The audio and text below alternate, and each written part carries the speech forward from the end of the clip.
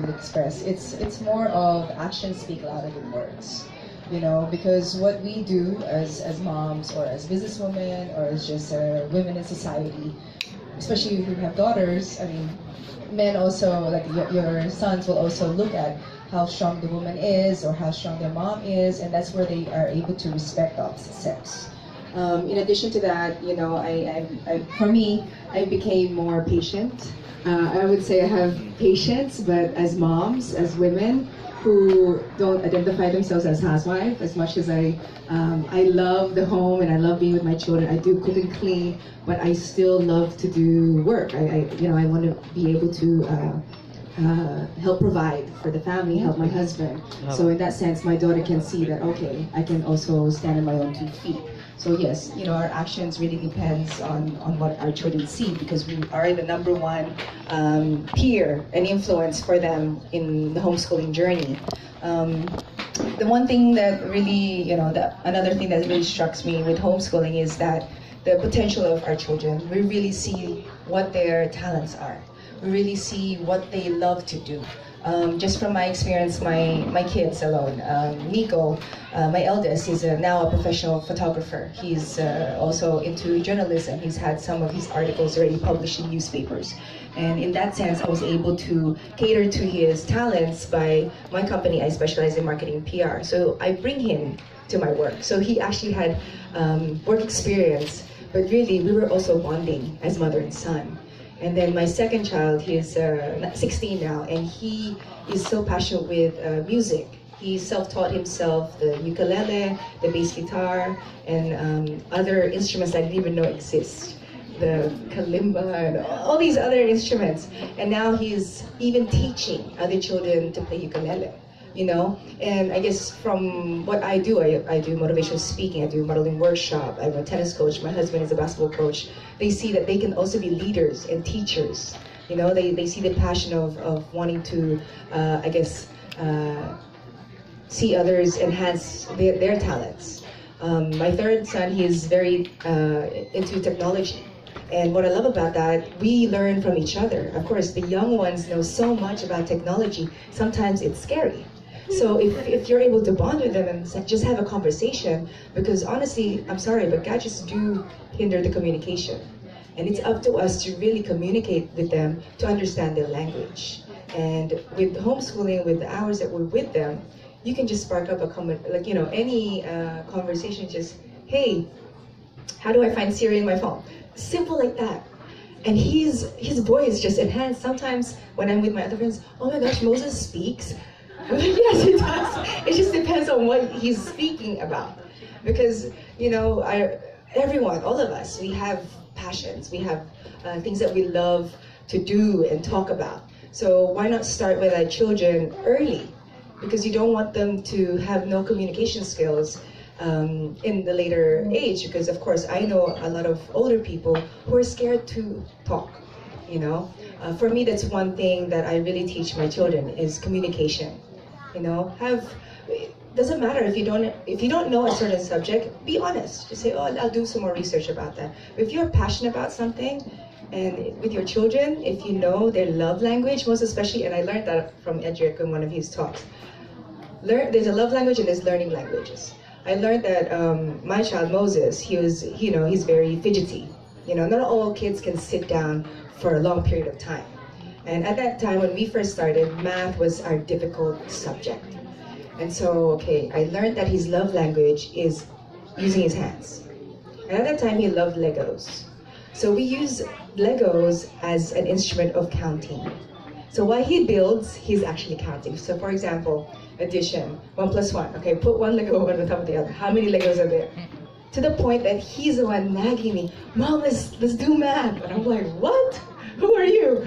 But those are the fun things when you find those certain, what do you call it, like hacks? I don't know. But if you find those tricks with your children, you will see they initiate the learning. Even my daughter at 10 o'clock at night, Mom, I'm gonna finish my homework, can you help me? I'm like, oh my gosh. It's reverse na eh. Dati it was like, do your homework. Now it's them. Can you check my homework? Can you check it? Like, wow, like, it's different. But yeah, it's made me really love my children even more, wanting to get to know them even more. So that's what how homeschooling has changed me. Thank you, Ms. Mafe. So you're saying that truly homeschoolers they learn to love to learn, right? Is that very true for all? Can you guys agree with me on that? Homeschoolers do learn to love to learn. At this point, do you guys have questions that you want to? Yes, ma'am. I'm drawing some strands of hope from what you were saying earlier about learning and evolving as a mom and as a teacher. Okay, my name's Mila, and we're not homeschooling yet. I have two sons, both are in SPED. So the younger one is 9, he's turning 10, he's now in 2nd grade. He's in a really good progressive school, but I really do have some concerns about him not having a Christian worldview as he learns. I kind of got discouraged a bit when one time he came home and I said, okay, did you like the lunch I sent for you? Things like that. And then I said, I hope you remember to pray. No, we don't pray in school. Nobody prays. Okay. So I was, I think you get my drift. So come last year, we were having difficulty teaching him to use the flashcards. And my husband, who is an art director, came up with the idea of doing flashcards based on NBA players. So instead of having plain numbers, it's the jerseys you see and the players. And so my son really loves NBA, and we were able to use those flashcards. Now, talagang homemade lang, tinikit-tikit ang tape, ganon. Pero we use that for sorting, for color identification, etc. And he even remembered the names of all the players. So, the thing is, bigla ako napaisip, para tayo nag-homeschooling Kasi naririnig ko na. Ayun. So, sabi ko, kaya. So, at this point, as I'm standing here, my question is this. I'm confident about the why. I know why we want to go into this. I'm confident of the what. Kasi I've been looking at Homeschool Global, if you have a SPED program, etc. I'm really scared of the how. Because I think, I keep seeing, like, does it take a certain type of mom? I don't think of myself as particularly disciplined. I'm patient, I'm compassionate, but I'm not that disciplined and organized. So that's what I want to know. I mean, is it possible to grow in that area? Yes, specifically because I was kind of, parang nagkaka-hope ako She was saying na nag-evolve ka as a woman, as a parent. Yes, okay, that was my greatest fear because growing up, I was, academically really, compared to my siblings, I had the lowest grade, like 75. Parang kuna na lang, sulatan ko, I was telling her, sulatan ko yung teacher, begging her to pass me because 85, I was really happy. I was happy. That was good grades for me already. But as I said earlier also, it's not about your ability, your capability. It's not about how brainy you are, but it's really the commitment and dedication and the willingness to learn along with your children.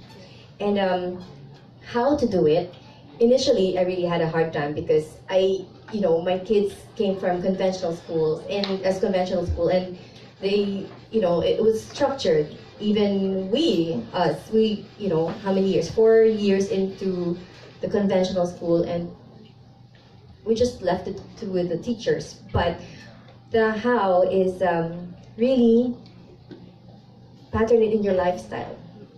That's what I learned. Like, if you need to bring your kids to work, bring your kids to work. If they come and ask you questions, then you answer the question. You guide them with how to do their homework and how to learn and all that. You just sit with them, read with them, review what they've read. Like my second son, he's just like Moses. He can't sit still. He has to be moving around, and reading and comprehending what he's read. It took really a while for him to really understand what the book was saying. So I'm like, so have you read the book? Yes. What did it say? What you learn? I don't know. That was when he was young. And I'm like, OMG, what am I gonna do?